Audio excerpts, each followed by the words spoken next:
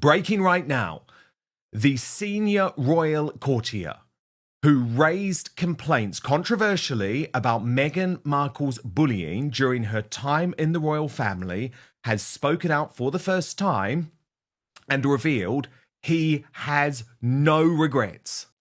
The silence is finally broken. Jason Nauf, the man once closest to Harry and Meghan, has spoken out, and what he's revealed is shaking the very foundations of the monarchy. No regrets about his actions. This is absolutely fascinating because Jason Knauf, the man in question, used to be a senior aide to both Prince Harry and Meghan Markle, but remains incredibly close to Prince William and Catherine, the Princess of Wales. Even now, he is a senior figure on the couple's Earthshot Prize. I'm going to analyse this really fascinating interview with Brittany, editor of the Royal News Network, in just one moment. But first, let's see 60 Minutes Australia grill Jason Knauf on his decisions regarding the bullying accusations against Meghan. I wouldn't change anything, Brittany. That is going to utterly infuriate Prince Harry and Meghan Markle. Yes, and I think Meghan especially doesn't like Jason Knaft because he's the one who I think went to the court and shared his side of the story, even though he was the one who was also part of Harry's letter that he wrote to the media when they first started dating. So Jason has been very involved in so much of this for so long, but he shouldn't have any regrets. He stuck up for somebody who was allegedly being bullied by a member of the royal family. And the unfortunate thing is when it comes to this kind of situation is that there's not sort of a great recourse of what to do when the principals are acting badly, because usually they don't. And so he was there and I think saw the whole thing play out. He's very close to Catherine and William, and he wanted to help somebody who he saw was being, you could basically say, undermined and completely and utterly broken by allegedly Meghan Markle. And he saw all this play out.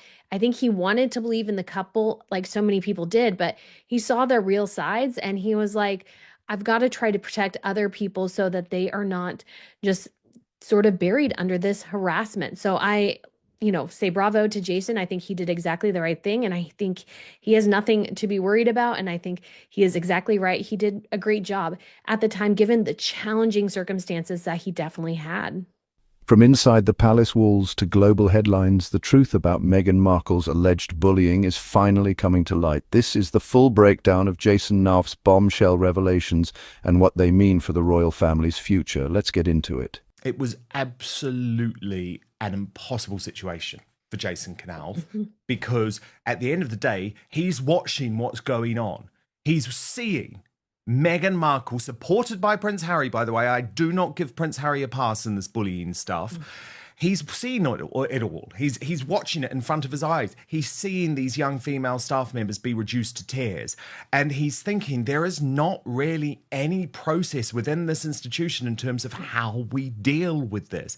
And he did do the right thing. I also think it was completely the right thing to leak it before the Oprah Winfrey interview too, because the royal family knew that Meghan and Harry were about to go and tell a whole load of lies, and there needed to be some balance brought to the situation. And it is really important to point out too, Brittany, even today, even now, the members of the Sussex Survivors Club who still speak regularly, who are still really burnt by their experiences, some in America are suffering from PTSD and undergoing counselling, they cannot speak out. In America, because of legally watertight NDAs, but in the UK, where NDAs are far less effective, it's actually because of the Official Secrets Act, where Meghan is protected, ironically, given she was a member of the royal family. So even though she moaned in that Oprah Winfrey interview about being silenced, it's actually the staff that have been silenced, Brittany. But look, what was really fascinating about the interview is that for the first time, Jason Knauf makes it abundantly clear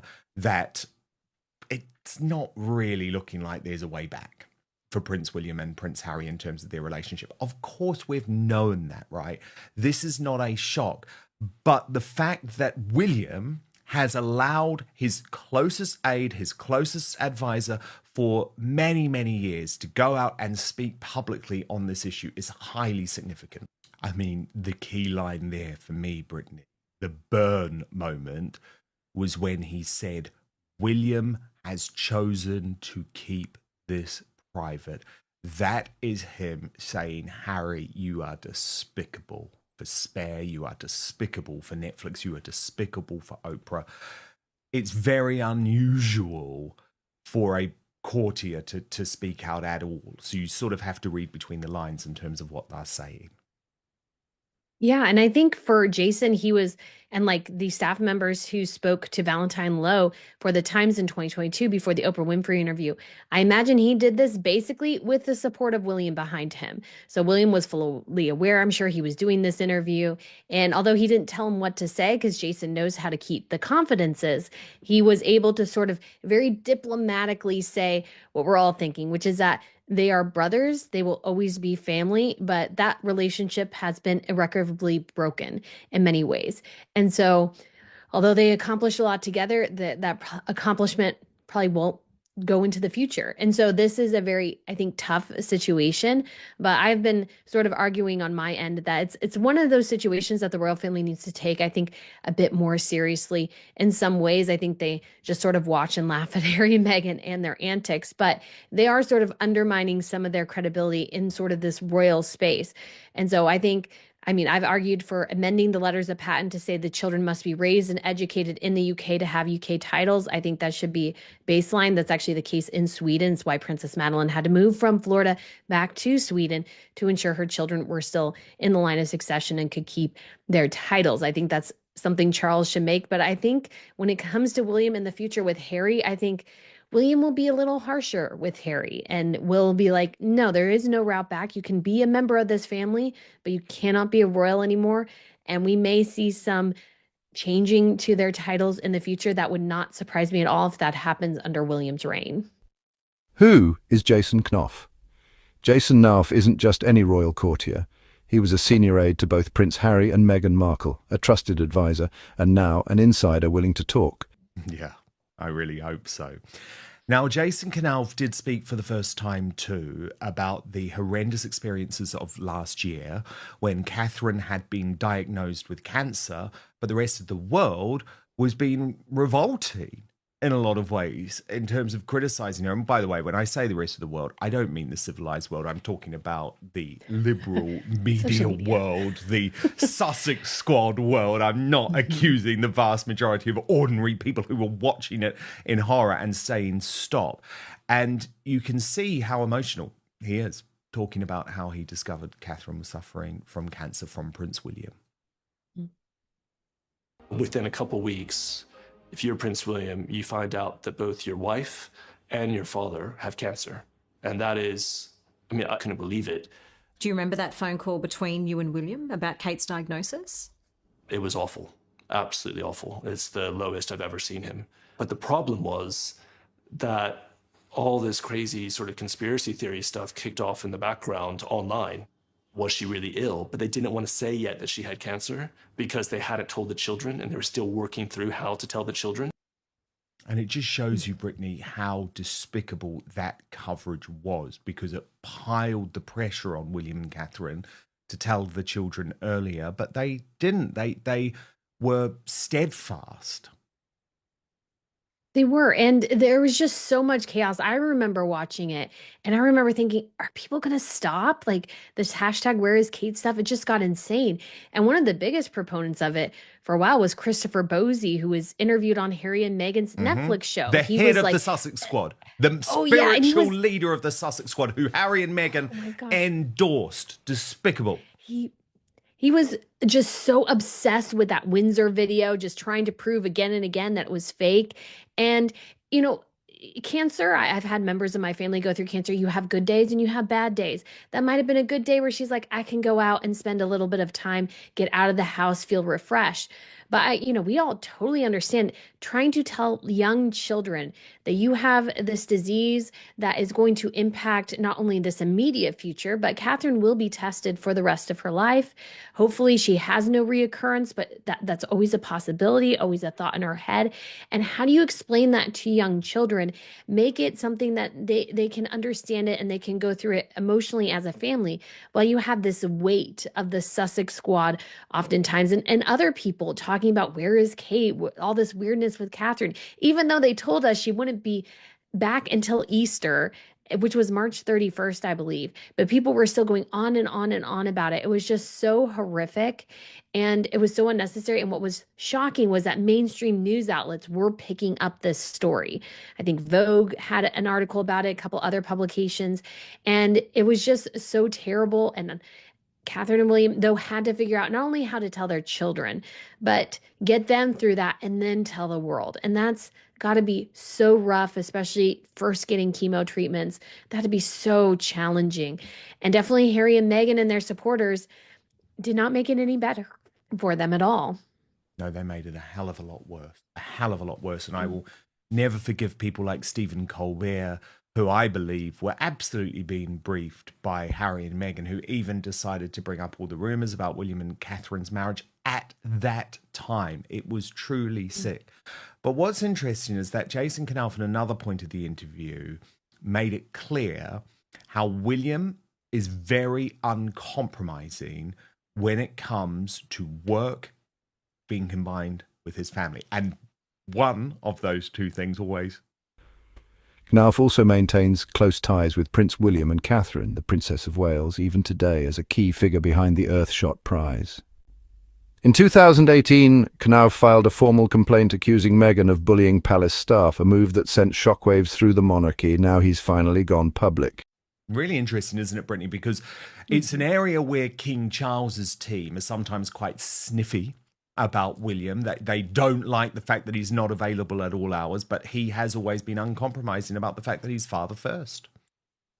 And I think that's a great thing for them to focus on. And yes, there is a careful balance because you can't look too aloof. You need to be present as well as a member of the royal family because obviously your future depends on that in many ways. But I think the focus on family, if Catherine and William can raise 3 very well-adjusted children, and of course there's a challenge with having one who is the heir and then others who are the spare, that how do you let them know that yes, George in some ways is more important to the country, but you guys all have equal value to us as parents. I think is sometimes a difficult line to walk because we've seen a lot of spare issues in other royal families as well. But I think Catherine and William's very much intention on parenting, and we've heard, I believe it was from the upcoming Tom Quinn book, that Catherine's very much the one who's sort of leading the charge in some ways when it comes to parenting, sort of showing William how normal parents do things, that I think we will come out hopefully with 3 very well-adjusted future royals, and that will be only a benefit to the country. That'll be a huge asset that Catherine and William leave as a legacy, is their children, and I think they're well aware of that. Again, there's sort of a tough balance. The royal families do it differently, but I think Catherine and William, that they are so focused on their kids, can only bring good dividends in the future. Yeah, indeed. I totally agree, actually, because it hasn't been a focus for lots of royal families in the past. And without going into, for example, the Prince Andrew issue, it can cause issues. Now, what was interesting too, and this was a big special from 60 Minutes Australia, they did a deep dive into the preparation in terms of William becoming king.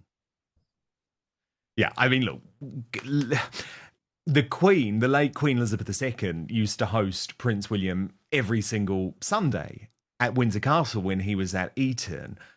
And it was a lovely meeting between grandma and grandson. But I guess you could argue it was a lesson, but it's not done in that way. And it's certainly not done in that way between William and his father, Brittany, because let's just be honest about it. Yes, William has been incredible and therefore his dad since the cancer diagnosis, but there is some natural tension and natural competition between the two men.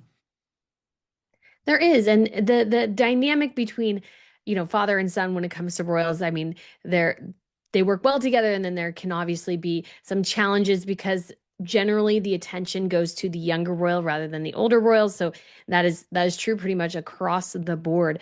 But I think when it comes to William and his future, I think Jason is 100% correct, is that every royal sort of has to make the role their own.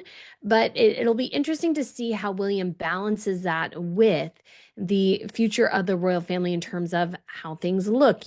Is he going to bring down and kind of remove some of the pageantry and sort of streamline it? I think going too far in that direction might be a bit of a mistake, because you want to keep the royal family interesting and engaging in that way, and sort of that mystique and mystery that you don't get from celebrities or anybody else. But I think this will be a challenge. It's a new world, and there's obviously a movement towards, the anti-monarchy movement is sort of growing. And so I think William here has a really unique challenge, but I'm sure he's like taking everything in and really trying to think through this probably much earlier than he was hoping. But you always have to be prepared. You never know when things might change. And so it's a role every royal has to sort of evaluate and see how they're going to do. And I'm excited to see William as king, but I'm hoping Charles obviously stays as healthy as he can. I mean, it's just so shocking in a way. He had waited so long to be king, and then to get this cancer diagnosis. We know his treatment is ongoing. So just wish for the best for Charles, and so that he can continue to give William this precious time with his family until he has to assume the full role as king. Jason Knopf's statement has reignited a royal controversy that just won't fade. With the palace still silent and Meghan remaining defiant, the pressure is mounting for the truth to be fully revealed.